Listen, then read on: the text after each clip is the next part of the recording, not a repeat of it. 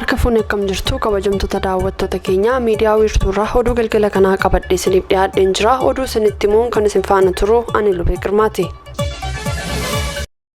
Sirni kabaja guyyaa raayyaa ittisa biyyaa 116ffaan Finfinnee Addabaabaayii Masqalaatti kabajame nagaan xumuramoo humni waloo nageenyaa fi tikaa beeksise. Sirni kabaja guyyichaatiin wal qabates daandileen konkolaataa cufaa turan banamuun sochii idileen gaggeeffamaa jiraachuunis heerame. Guyyichi mata duree raayyaa ittisa injifataa qormaata hunda keessatti cimu jedhuun bakka ministeerri muummee Dr. Abiy Ahmad argamanitti sirnoota garaagaraatiin kabajame ooleera.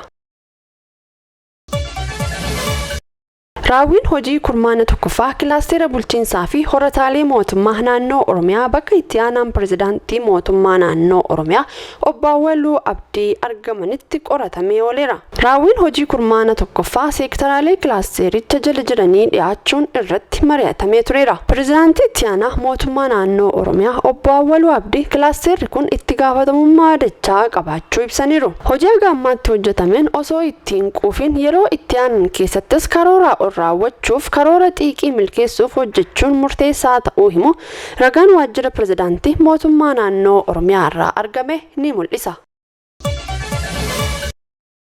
Daandiin qilleensa Itoophiyaa murtoo mootummaan Naayijeeriyaa dhimma daandii qilleensa biyyattii irratti dabarsu akka fudhatu beeksise. Dhiyeenya kan daandii qilleensa Naayijeeriyaa irraa ga'ee 49 kan fudhate daandiin qilleensa Itoophiyaa murtee mootummaan Naayijeeriyaa daandiin xiyyaara biyyattii yeroo hin murtoofneef akka hin balaliine dhaabuu yookaan hojii isaa akka itti fufuuf murteessuu akka fudhatu beeksise. Hojii gaggeessaan dhaabbatichaa obbo Masfin Xaasaw daandiin xiyyaaraa keenyaa kan hirmaate sababa mootummaan Naayijeeriyaa karaa xalayaa akka nuti irratti hirmaannu nu gaafateef qofa malee jalqaba irraa kaasee fedhii irratti hirmaachuu waan qabnuuf miti jechuun wixata darbe gaazexeessitoota dhimma balalii irratti hojjetaniif himaniiru.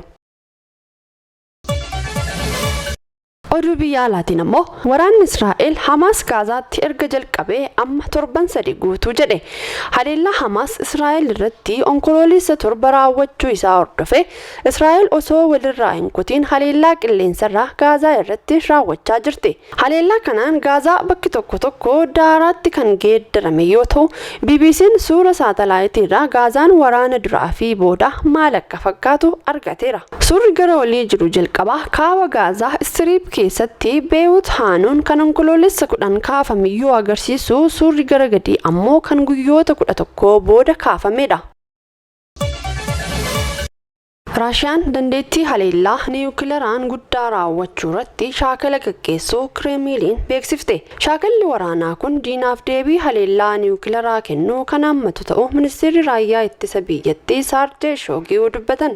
TV mootummaa biyyaattis Soweeta Shoogiin waa'ee shaakalichaa pirezidaantii Vilaadimir Puutiniif ibsan agarsiise. Dhimmi kun Mooskoo waliigaltee yaalii meeshaa waraana niwukileeraa qaamaan taasifamu kamuu dhorkuu keessaa bahuun erga paarlaamaa biyyattiidhaan deeggaramee boodadha jedhame. Raashiyaa fi Ameerikaan qophaa'insa moodeelii niwukileeraa kan gaggeessan yoo ta'u, Raashiyaan immoo akkuma baramee dhuma baatii onkoloolessaa irratti shaakallii gaggeessitee jirti. Ibsi Kireemilii akka jedhetti dhukaasuun misaayiloota baalistikii fi kiruus qabatamaan kan raawwatame yoo ta'u, misaayilli baalistikii fageenya dheeraa furguggifamu yaars kan bakka shaakalli Raashiyaa baha fagootti argamurraa dhukaafame yommuu ta'u, misaayilli gara biraa ammoo doonii humna misaayilii bishaan jala deemtu kan galaana Baarentis irraa ta'uu ibsichi ibseera. Ministeerri ittisaas fakkii shaakalichaa gadi lakkisee fi suuraan waraabbii viidiyoo irraa fudhatame ministeera raayyaa ittisaatiin gadi dhiifames misaayil baalistikii yaars ardiiwwan qaxxaamuru agarsiiseera.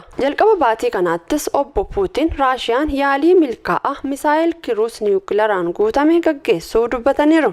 Meeshaan waraanaa yaalii bara 2018tti yeroo jalqabaatiif ifa taasifame kun fageenya hin daangeffamne kan hin qabnedha jedhamee kan leellifame yoo ta'u, jechi pirezidaantii Puutiin kun garuu walabaan hin mirkanoofne jedhame. Yaaliiwwan dhiyeenyaa kunneenis Mooskoon waliigaltee dhorkaa yaalii niwukileeraa addunyaa dhaabeen waliin wal simsiisuun humna ishee agarsiisuuf kan raawwatame ta'ee ilaalamaa jira. Paarlaamaan biyyattis roobii darbee waliigalticha keessaa ba'uu Raashiyaa irratti seera kan raggaasise yoo ta'u, Puutiin ejjennoo Ameerikaan irratti jijjiirama taasifame waliigaltee dhorkaa yaalii niwukilaraa waliigalaa CTBT garuu mallattaa'uu malee kan irra gaasifamne akka deeggaraniif ministeerotaaf waamicha taasisee ture.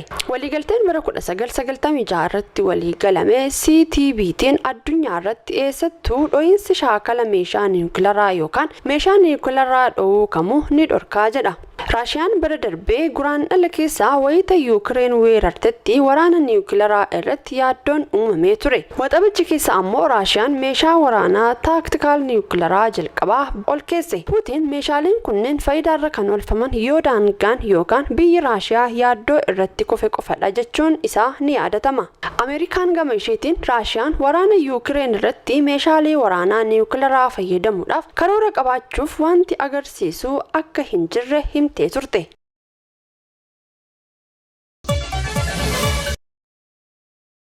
Ameerikaa magaalaa Lewiston bulchiinsa Meeyin keessatti dhukaasa banameen yoo xiqqaate namoonni 16 ajjeefamuu poolisiin biyyattii beeksise. Namni maqaan isaa Roobert Kaard jedhamu umurii waggaa 40 ta'e haleellaa mana nyaataa fi iddoo taphaatti raawwateen lubbuu lammiilee hedduu galaafachuu ibseera. Namoonni 50 ol ta'an madaa'uun kan ibsame yoo ta'u, namni haleellaa kana raawwate kun miliquun yeroo ammaa barbaadamaa jiraachuu BBC fi AP'n gabaasaniiru. Namni kun bulchiinsa Meeyin magaalaa Sookoo keessatti barsiisaa dhukaasa meeshaalee waraanaa kan ture ta'uunis heerameera.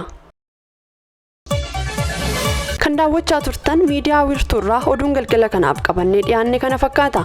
Nu daawwachaa nu waliin turuu keessaniif hedduu isin galateeffanne. Miidiyaa wiirtuurraa qophiilee hafan waliin turtii gaarii qabaadhaa.